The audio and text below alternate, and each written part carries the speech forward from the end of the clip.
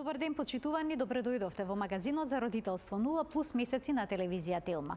Постоеше едно правило дека секое дете за 1 година треба да ги надрасне чевлите и панталоните. Но ако ги погледнеме децата во едно исто оделение, ќе забележиме дека барем 3 до 4 се за глава повисоки од останатите или пак се значително пониски. Дали тоа значи дека децата имаат сопствено темпо на раст и како изгледа правилниот раст? Родителите го препознават ли забавениот раст како проблем и се јавуваат ли навремено на лекар? Кому да се обратат ако забележат доцење во растот? На оваа тема денеска разговараме со професор доктор Марина Крстевска-Константинова, педијатар ендокринолог од Универзитетската клиника за детски болести во Скопје. Разговорот ќе го проследите веднаш по рекламите.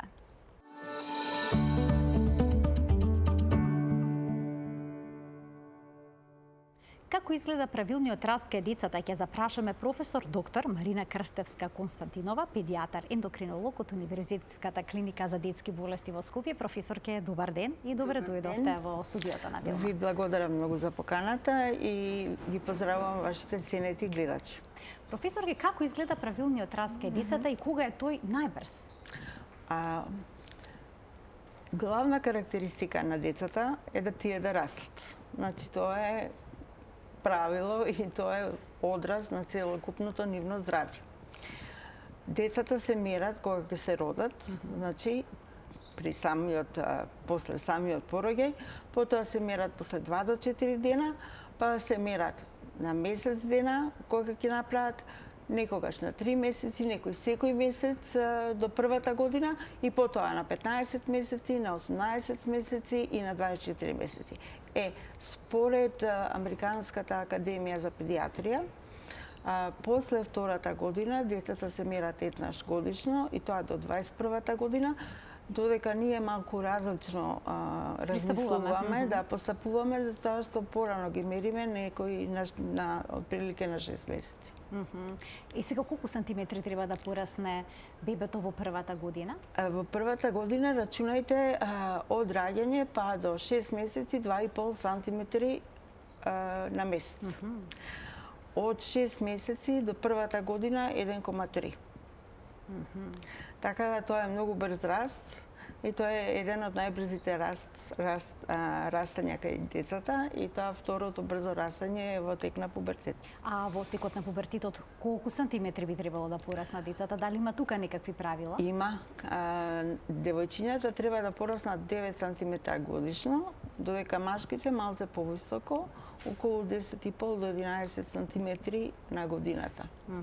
Сега, кај девојчињата растот забрзан почнува од 9-та година, па може, тоа варира помеѓу разни дечиња, од 9-та година па се до негде 13-та година, додека кај машките покасно од 10,5 години до кај 15-16 години.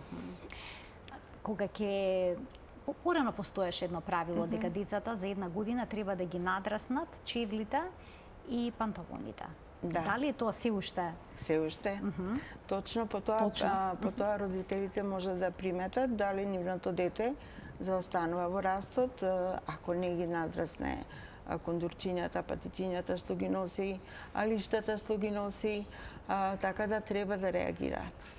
Кај децата во предучилишна возраст, значи после првата година, постои ли правило колку сантиметри треба да пораснат и на што треба да се внимава во тој период? Во тој период се успорува растот, значи после втората година растот се успорува и негде од прилика треба да растат од 5 до 7,6 сантиметри се до негде до кај 7-8 година.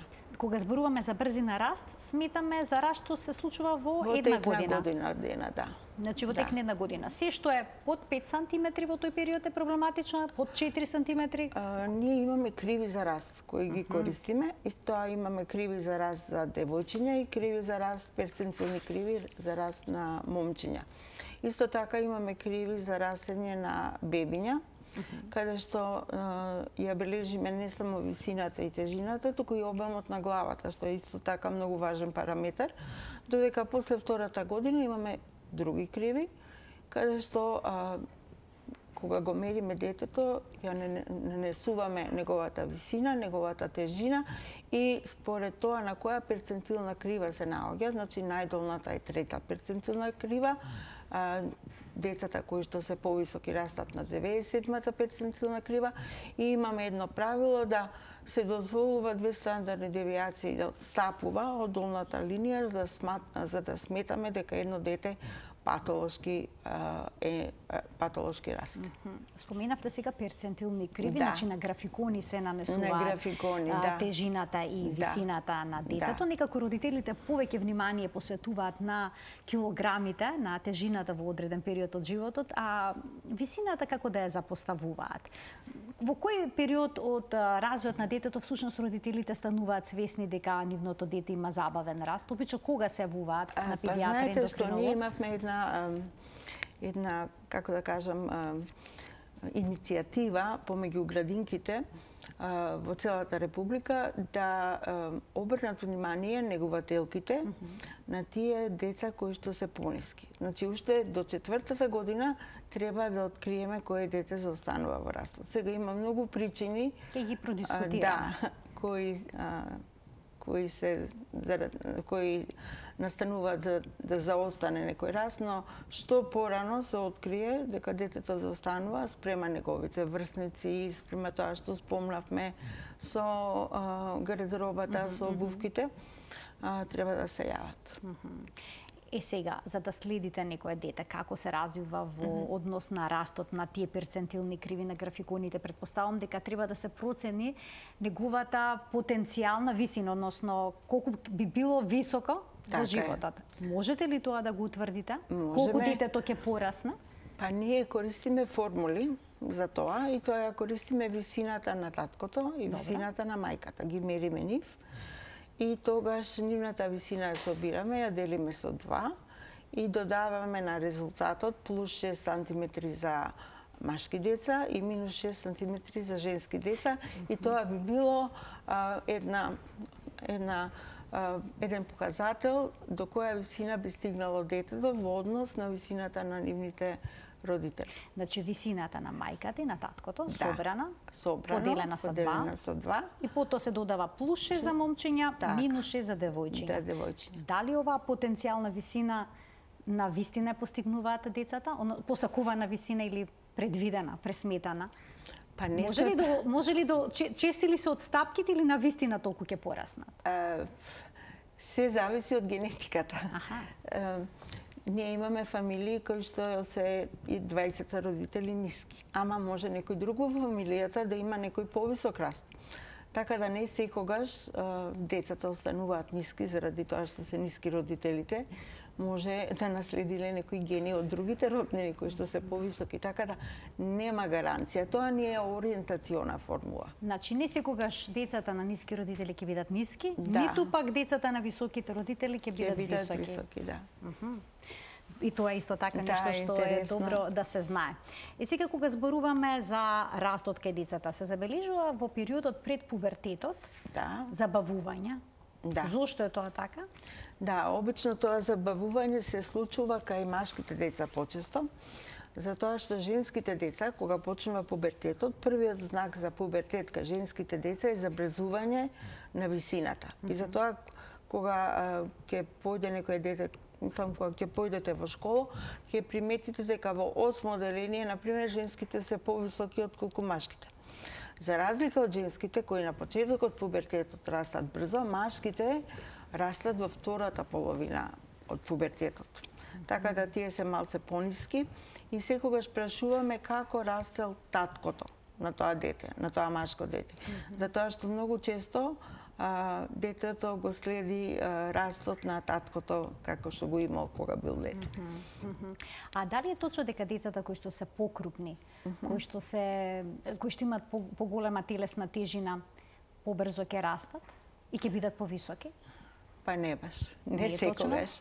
Не секогаш, затоа што има деца кои што се слабички, кои што растат например на 50 перцентилна крива, значи тоа е средина некоја и кои после се извишуваат, така да не е тоа правило дека тие покрупни деца ќе бидат повисоки.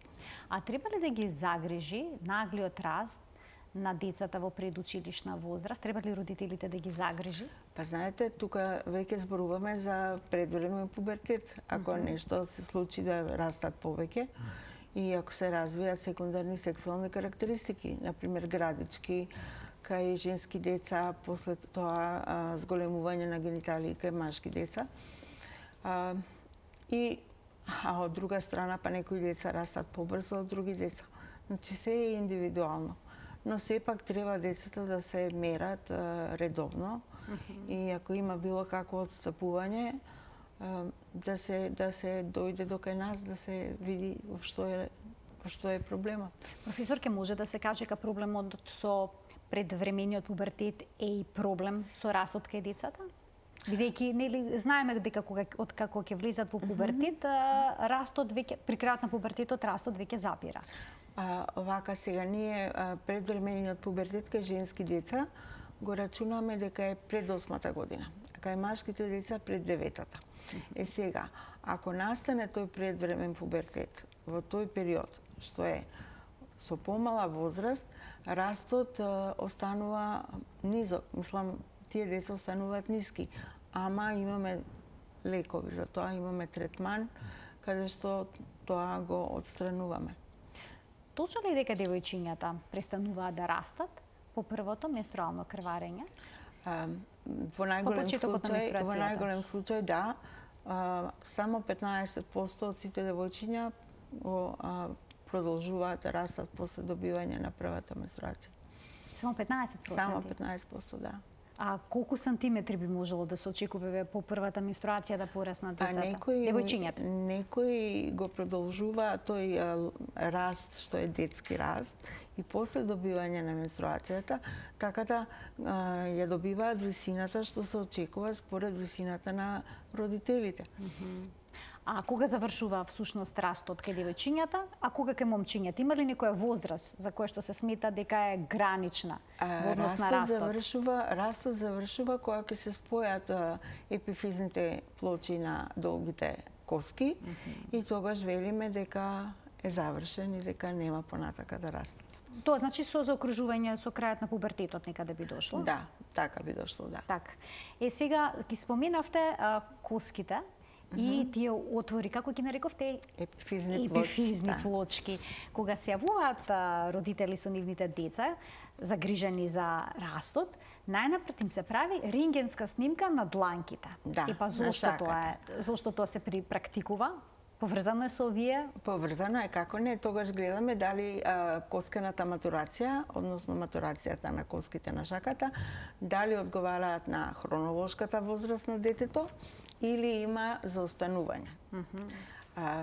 Индикатор е, ако има заостанување, дека треба понатака да се направат исследувања.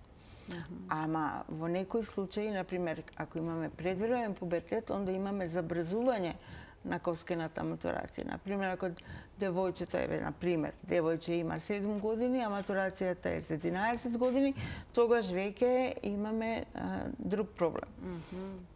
Тогаш значи дека растот побрзо ќе заврши. Побрзо ќе заврши, да. Но може да влезат во превремен пубертет, а матурацијата на коските да не е напредната или тоа се исклучат? Редкост. Редкост е тоа. Редкост е тоа, да. Како изгледа прегледот кога ќе дојде некое дете кај вас, за кое што родителите се сомневаат дека има некаков проблем со растот? Секогаш ли ја правите оваа рентгенска снимка на дланките? Секогаш ли започнувате со тоа? За ниски деца, да. За ниски деца, да. Вака сега, кога ќе дојдат кај нас, обично нискиот раст го забележуваат матичните педиатри, исто така и матичните лекари, тие ги упатуваат децата кај нас. И кога ќе дојдат, ние мериме висина прво, мериме тежина и обавезно ја мериме висината на таткото и на мајката, дека е тоа не е важно, да, родителите исто така. И прашуваме која е родилна тежина на детето. Тоа не е исто важно, затоа што има една индикација за терапија во врска со родилната тежина. И тогаш ги ја нанесуваме висината и тежината на таа перцентилна крива, тогаш назначуваме рентген на шака, ја гледаме снимката, одредуваме на која возраст одговараат коските на шаката и понатака, ако има потреба, закажуваме тест за проценка на лачењето на хормонот за раст. Што ако детето има некакви здравствени тегоби, да речеме астма и прима кортикостероиди, или пак има некоја болест како што се ува во детска возраст и ревматоиден артритис, па има кортикостероидни терапии, дали тие влијаат на растот? Овака сега, акутната болест кај децата не влијае воопшто на растот, но хроничните болести влијаат на растот. Например, ако детето има хронична болест која што не е добро контролирана, тоа се одразува на растот. И ние секогаш прво што ќе направиме е да прашаме, анамнезата е важна, значи историјата на детето, дали детето било болно од нешто, дали боледува од некоја хронична болест, и зашто тоа влијае да се забави растот. Исто така, некои процеси во централниот нервен систем, првиот знак што може да го дадат е забавување на растот. Пред да се појават главоболки, пред да се појави нагон за повраќање, значи има некои воспалителни процеси, некои конгенитални аномалии во централниот нервен систем, така да тоа е исто така многу важно. Кортикостероидите, професорке, тоа се хормони? Кортикостероидна терапија која што е со мали дози, например деца кои имаат астма и примаат кортикотерапија, не би требало да влијае многу на растот. Дека тие примаат мали дози, евентуално на растот може да влијаат кај малигните болести, значи зрачна терапија ако имаат, долготрајна терапија цитостатска, тоа може да влијае. Иначе исто така кај целијакијата заборавив да спомнам, кај алергија на некои типови на храна, така на глутен алергија на глутен, исто така може да се диагностицира детето да биде со низок раст, но ако се добро контролирани, ако е исхраната како што треба, добра, безглутенска, тогаш не би требало да влијае на растот. Но во секој случај, ние прво што правиме е да исклучиме некоја хронична болест. Значи во тој случај терапијата за целијакија всушност би била терапија за растот кај детето, така? Да, исто тука индикација исто е хронична бубрежна инсуфициенција. Исто така сме откриле деца кои што се ниски, без претходна диагностичка постапка за да се открие таа болест, кои сме ги откриле случајно заради нискиот раст. Но ако детето е здраво, весело, добро јаде, нема никакви проблеми во тој случај? Во тој случај само го закажуваме, го следиме. Го закажуваме за 6 месеци да видиме која е брзината на растот. Не е многу битна, затоа што на едната страна од перцентилната крива е висината, тежината, од другата страна на перцентилната крива е графиконот со брзината на растот. Им советувате ли на родителите децата на време да ги легнат во кревет, затоа што исто има едно народно убедување дека децата растат во сон? Има ли вистина во тоа? Може ли најголема вистина? Сите се на мобилни телефони до доцна навечер, целиот животен ритам на сите е нарушен, па дури и на децата. Да ви кажам, сонот е главен поттикнувач за лачење на хормонот за раст. Многу е важно детето, значи поголемите деца да имаат 8 сата сон, додека помалите по 12 сата, бебињата по 16 сата, новородени уште повеќе спијат. Така да сонот е многу важен и исто така физичката активност. Како што знаеме, децата играат, скокаат, и тоа немирни се, трчаат, и тогаш исто така се лачи и хормонот за раст, и тогаш тие исто така растат.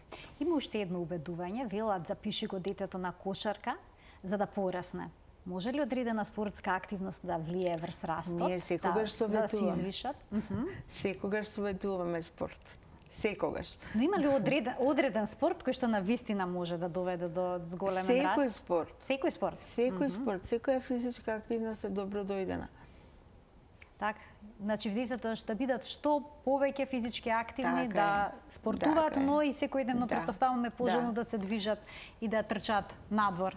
Така, и екранизацијата треба да се намали многу, на 2 сата на ден. Имаме проблем со тоа што децата многу гледаат на мобилни телефони, на айпади, лаптопи.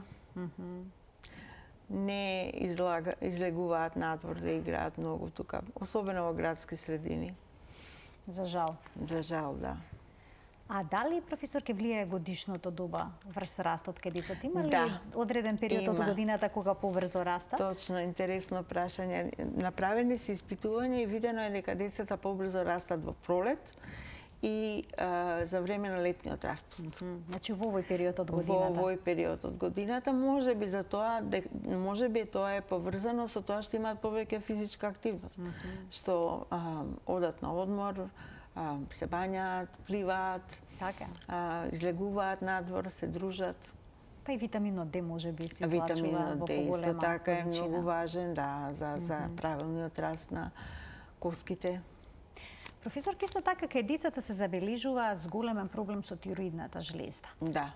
Дали и намалената функција на штитната жлеза, на тироидната жлезда, исто така може да влие врз растот кај децата? Како не, да. Докажано е дека намалена функција на тироидна жлезда влијае многу врз растот и тие деца кои што не се третирани, кои што не се откриени на време, се многу ниски.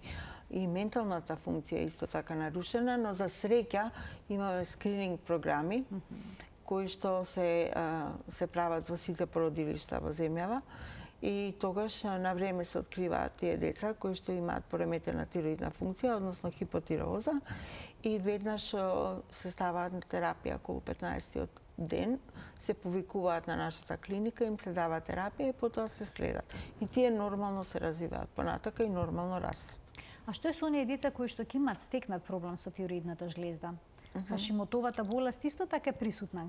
Да, многу имаме деца, за жал, во последно време со Хашимото тироидит. Ако е откриен на време, не би требало да предизвика за останување во растот.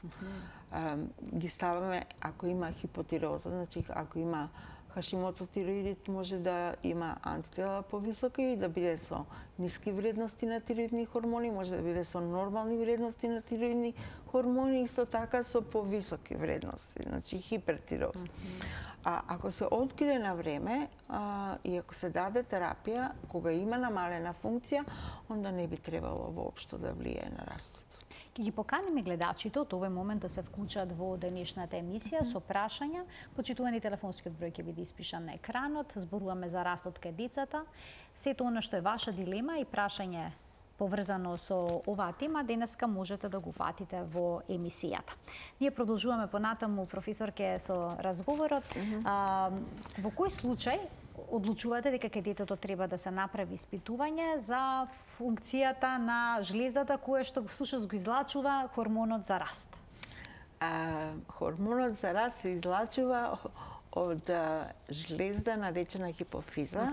Таа е со големина на грашок и врз нејзината функција влијае една друга жлезда, хипоталамус, врз неа и тоа хипоталамусот тлачи релизинг хормон кој што понатака ја прави хипофизата да излачува хормон за раст и тоа е предниот режен на хипофизата.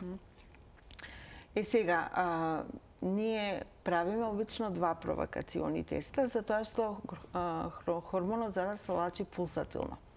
Вие не можете да земете една порција на крв и да речете ова дете нема хормон за раст. Значи, треба да направите тест со провокација и со земање на одредени порции на крв, за да видите колкава е вредноста, за да фатите пулсација, да ја видите највисоката пулсација на хормонот, за да видите дали тоа дете има недостаток на хормон за раст или нема. Тоа значи дека жлездата испушта хормон, па Да. период кога нема? Да, така? па во пулсации, да. Тешко ли е да се фати всушност овој хормон во болнички или услови се прави испитувањето? Во болнички услови децата доаѓаат на еден ден за еден тест и ако е потребен втор тест, ако го добиеме првиот тест со пониски вредности на хормонот за раст, тогаш ги викаме за втор тест и доаѓаат уште еден ден. Иначе тестовите траат од 8 саат од сабајле негде до кај 13:30-14 часот. И после децата си одат дома. Доколку се утврди дека е нарушена функцијата на хипофизата и има помало излачување на хормонот за раст. Каква терапија се спроведува? Терапијата е со хормон за раст. Секогаш е на таков начин? Па знаете што има точно одредени индикации кои деца треба да се постават на терапија со хормон за раст. Првата индикација, уствари историски гледано, првата индикација било недостаток на хормон за раст. Кога имаме, кога не се лачи хормонот. Втората индикацијата е понатака, историски гледано, Тарнеров синдром. Потоа хронична бубрежна инсуфициенција, што спомнавме, деца родени мали за гестацијска возраст. Потоа се некои синдроми, како што е Прадер-Вили синдромот, тоа се обезни деца кои имаат хиперфагија, многу јадат и имаат голема маса. И некој друг синдром, како што е Нунанов синдром, исто така може да биде. Исто така и некои коскени заболувања, како што е хипохондроплазијата, може да бидат индикација за терапија со хормон за раст. Ја споменавте малата родилна тежина. Да. Често се случува бебињата да бидат мали за својата гестацијска возраст. Да, тие имаат зголемен ризик фактор за проблеми со растот? Најголем број од тие мали деца, мали бебиња, имаат catch-up growth. Тоа значи надокнадуваат во тек на првата и втората година со растот. Значи и добиваат нормална висина и тежина. Но 1/3 од тие деца не постигнуваат нормален развој, мислам нормална висина, така да тие деца се исто така една од индикациите за терапија со хормон за раст. Така, 1/3 на вистина не е малку. Не е малку, број. да. А бебињата што се родени покрупни, тоа е сигурен знак дека ќе растат побрзо и нормално? Не е сигурен. Ни тоа не е сигурен знак. Нема правило. Нема правило. Знаете што, ние во педиатријата велиме дека најубаво е бебето да се роди во граници на нормалните вредности. Значи секоја поголема тежина и секоја помала тежина носи своји ризици за разни други состојби, не само за проблеми со растот. Ајде да проговориме како изгледа терапијата со хормонот за раст. На каков начин се дава, колку време трае таа? Многу е важно децата да се откријат рано. Ние препораките, светските препораки се да се почне со терапија околу 4-та година, ако се открие на време. Но за жал некои деца доаѓаат покасно и ние покасно ја започнуваме терапијата. Инаку терапијата се дава секојдневно, супутано, значи на разни места по телото. Безболна е, навечер пред спиење се дава и обично на секои 3 месеци децата ни доаѓаат на контрола за да проверка правиме на IGF-1, еден соматомедин, ствари поврзан со растот, со хормонот за раст и ја мериме висината да видиме колку децата растат за тој временски период. Ако се открие детето рано, значи ако ја започнеме терапијата 4-та година, тогаш терапијата ќе трае подолго. Но ако се открие покасно, например на 11-12 години, тогаш и пократко трае терапијата. Значи поголема шанса за повисок раст, за успех, има помалата возраст при дијагнозата. А може ли оваа терапија да не даде ефект кај детето да нема позитивен одговор на неа? Ретко, но може да се случи. Може да се случи и тогаш, ако детето расте помалку од 2 сантиметри годишно, тогаш ја прекинуваме терапијата. А што е со децата кои што се со џуџес раст? Дали ке нив хормонот за раст исто така тоа значи џуџес раст, тоа ние го нарекуваме идиопатски низок раст. Порано таа индикација беше прифатена, но повеќе студии покажаа дека нема многу голем ефект и сега веќе идиопатскиот низок раст се гледа дека потекнува од мутација на некои гени. Така да, ако е многу детето ниско, тогаш може и да направиме исклучок, па да се обидеме со некој пробен период од 6 месеци, да видиме како ќе реагира на таа терапија. Инаку идиопатскиот тој раст не е баш индикација за терапија. Не е, значи индикација Не, тука не би не, ги дал не. посекуваните резултати. Не. А што е, професорке, со децата кои што пак имаат задоцнет пубертет? Нели кога порано настапува пубертетот, се јавуваат првите сексуални знаци, Да. Децата побрзо растат, Да. но кај оние кои што доци пубертетот и растот е позабавен. Така е. Тоа е многу често кај машките деца.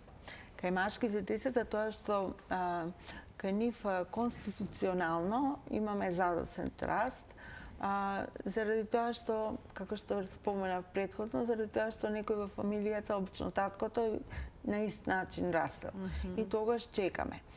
Во некои случаи, кога детето ќе напред 13,5 години, а сепак нема, многу е ниско, и сме ги направиле претходно другите испитувања, тогаш можеме да дадеме стимулација со хормон, тестостерон, да видиме дали ќе го поттикнеме пубертетот да започне, односно растот да се поттикне.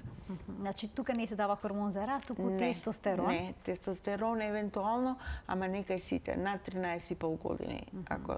Инаку, обично, ако ни дадат податок дека така растел родителот, ние чекаме. Го викаме на контроли и чекаме да почне да расте. Бидејќи машките деца растат во средното училиште, кај нив може да се очекува да ја постигнат висината. Така, имаме податоци кои што ни викаат, например, родители, ние во прва година или втора година гимназија пораснавме многу, наеднаш се извишивме.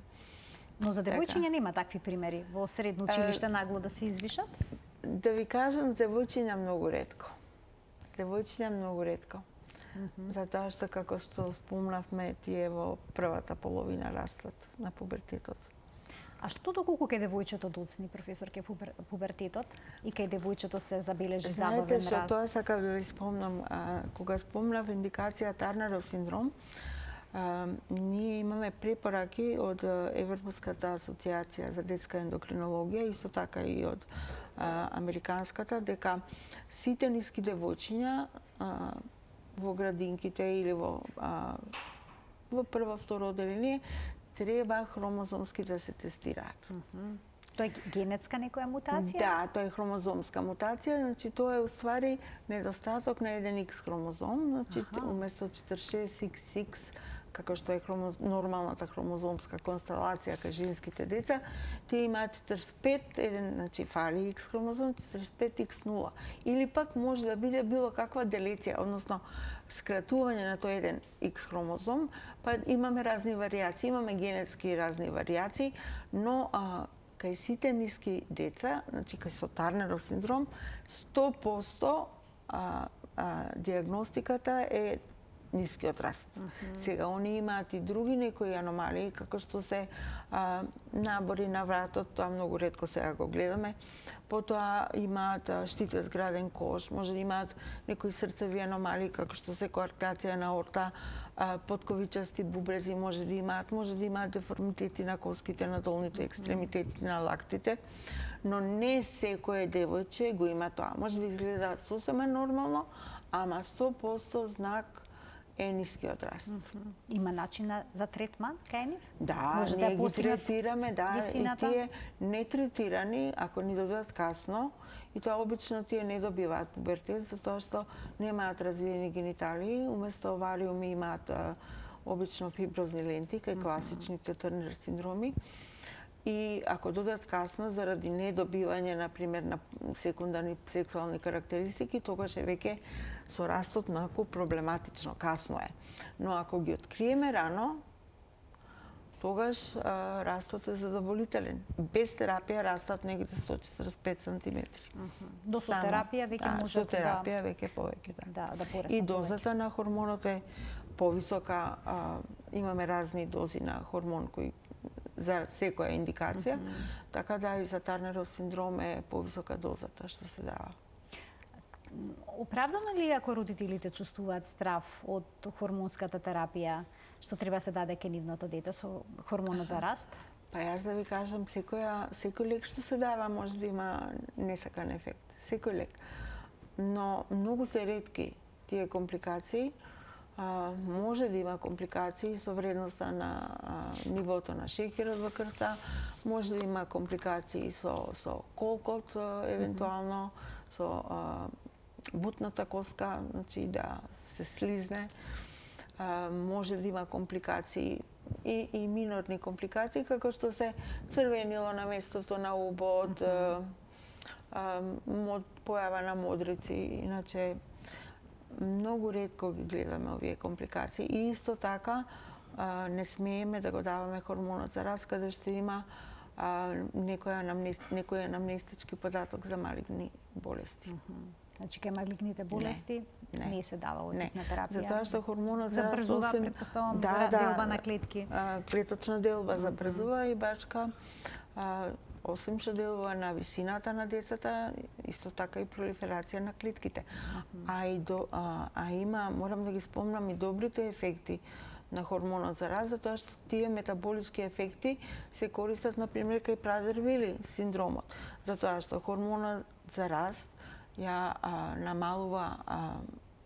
го намалува масното ткиво, го зголемува мускулното ткиво, исто така делува позитивно на кардиоваскуларниот систем, делува на дензитетот на коските, го засилува, значи јачината на коските, така да има многу позитивни ефекти. Дали нискиот раст е само естетски проблем или може да доведе и до некои здравствени тегоби? Знаете што, вие веќе ме прашавте која е најмалата возраст каде што сме откриле недостаток на хормон за раст, тоа е новородено. Новородено може да има недостаток на хормон за раст и да се роди, да се пројави тој недостаток како тешка хипогликемија. Паднат шеќер? Паднат шеќер. И да не знаеме на што се должи тоа, и затоа кај секој новородено кое што има хипогликемија, исто така кај машките деца мали гениталии, мал пенис се приметува, мораме да земеме баш во времето на тој низок шеќер, да земеме да ја видиме вредноста на хормонот за раст. И тогаш веднаш кај детето правиме магнетна резонанца на мозокот, тоа и кај другите индикации пред да ги ставиме на терапија, и го ставаме бебето на терапија со хормон за раст. Значи тоа се некои од знаците кои што можат да укажат на сериозен всушност проблем. Да. Колку деца примаат кај нас терапија? 146. 146. Има деца што се на листа, што чекаат?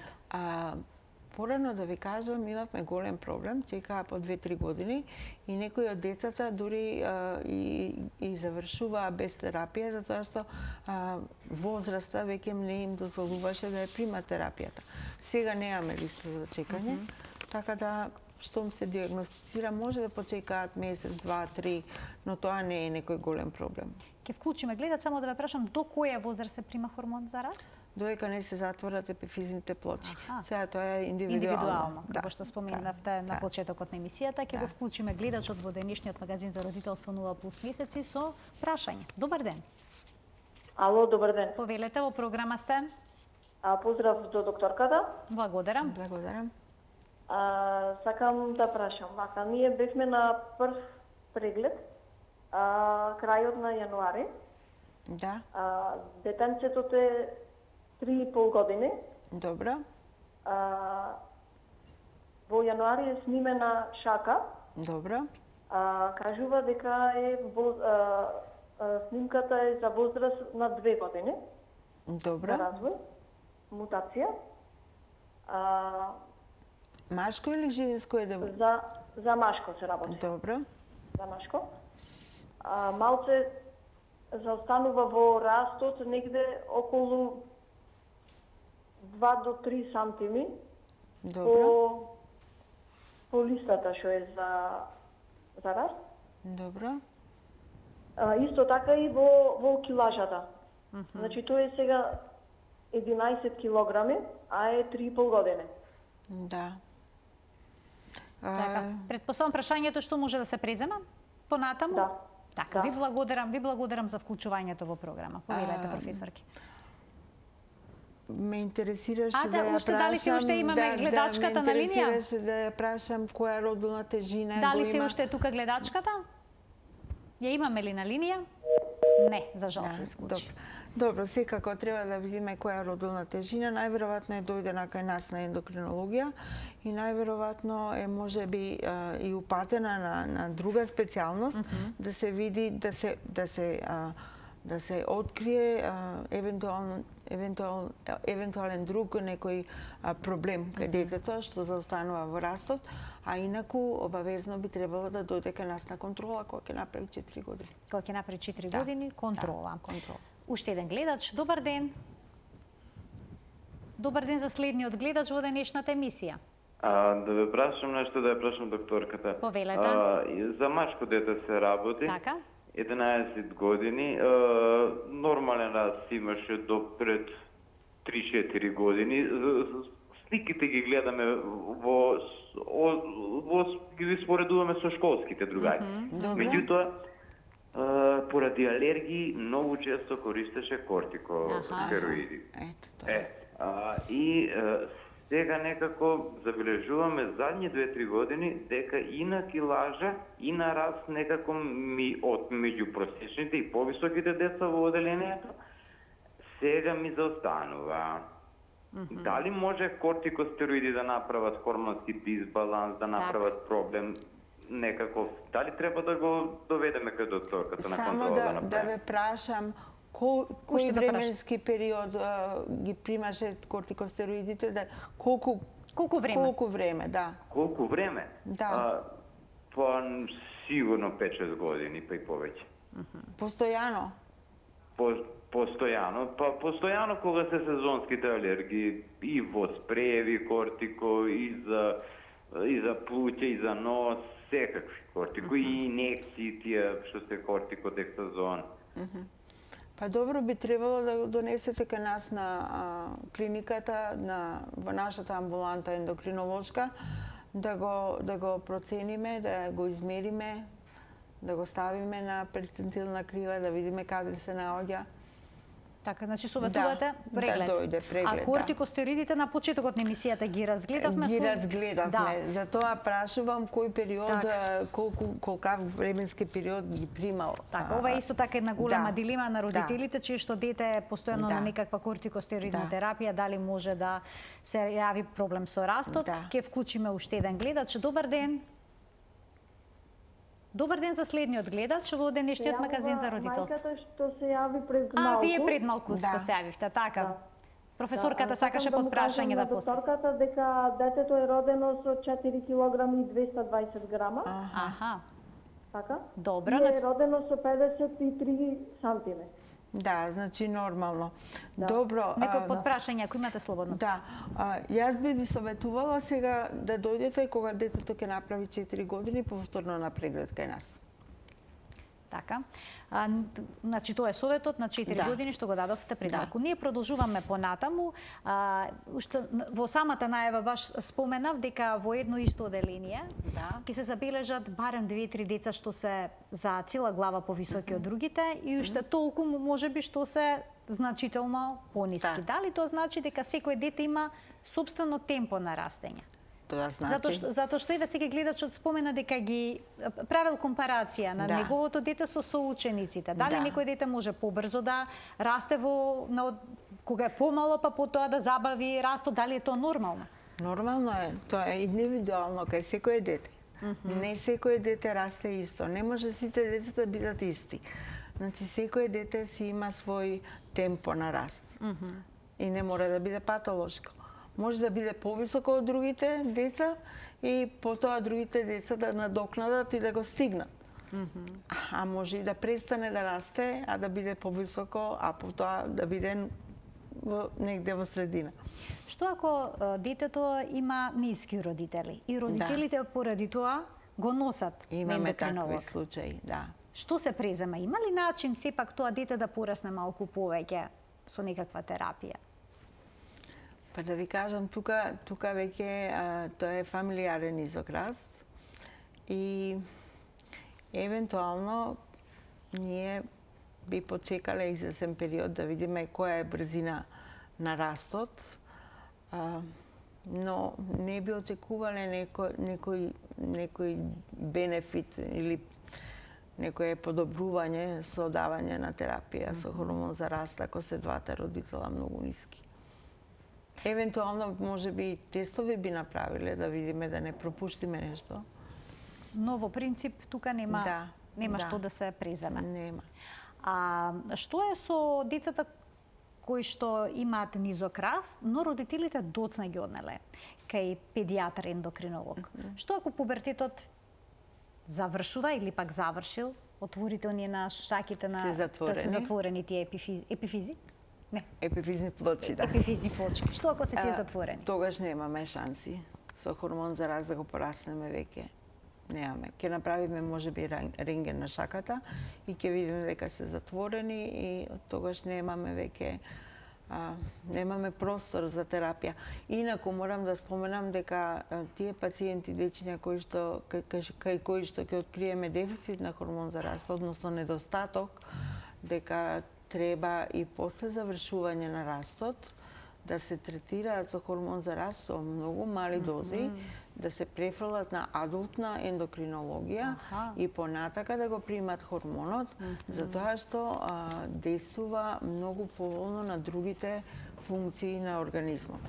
Значи, со завршувањето на растот не завршува всушност лечењето на хормонот за растот. Имаме уште еден гледач. Добар ден. Добар ден, повелете. Вака сега имам керкичка, утре пуни 10 години. Така. Висината е 135, тежината е 27 килограми. Па би сакала да знам дали таа нормална висина тежина за таа возраст или...